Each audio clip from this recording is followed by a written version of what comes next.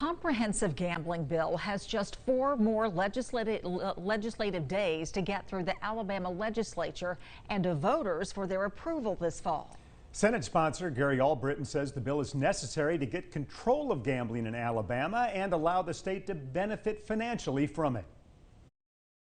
Right now, Alabama is one of 5 states in the nation without a lottery. A 2020 poll as part of a state study on gambling shows 71% of Alabamians want one. But the reality is they'll likely never get to vote on having just a lottery.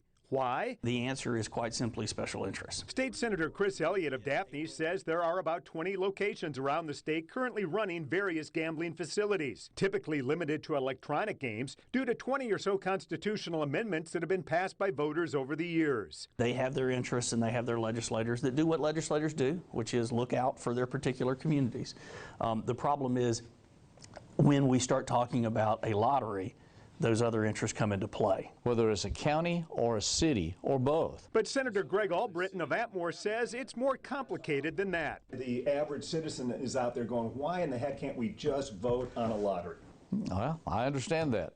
And the reason is we can do that, but it'll do no good. Albritton says due to constitutional language, passing a lottery alone would allow current unregulated gambling entities to expand their operations. That's why he's proposing a comprehensive gambling bill that would include a lottery, sports wagering, and 5 full-fledged casinos. 4 would be in locations where one-time dog tracks exist: Mobile, Utah, Birmingham, and Shorter. The plan calls for a 5th casino in the northeast of the state to be operated by the Porch Creek Indians. Right now, Indian casinos in Alabama, like the Wind Creek and Atmore, are limited to electronic games. But if the bill passes, they'll be able to become full-fledged casinos. And the plan calls for the state to negotiate a compact with the Porch Creeks that would have them giving a certain portion of their profits to the state. Right now, the state can't even regulate those.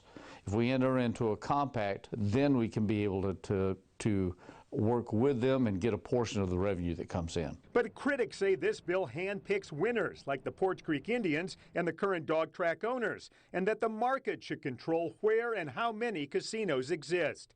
Elliott agrees. It's an imperfect plan. I don't like it. But he says he'll likely vote to get the plan to the public. Look, I'd like to get a clean lottery out. I think that's what my constituents want. But I also think they want an opportunity to vote on gaming as well, if that's what they have to do to get to vote on a lottery. Albritton has a companion bill that would create a state gaming commission to finally, he says, codify and regulate all gambling in the state. I call it the Wild West. My goal is to be able, again, to put Alabama in charge of this industry so that we can actually move forward, control it. We have it here. Now we've got to find the way that we can live with it and control it and benefit from it. The comprehensive gambling bill is a constitutional amendment, requires a 3/5 vote in both the House and the Senate. If it passes, it would then be placed on the November ballot for voters.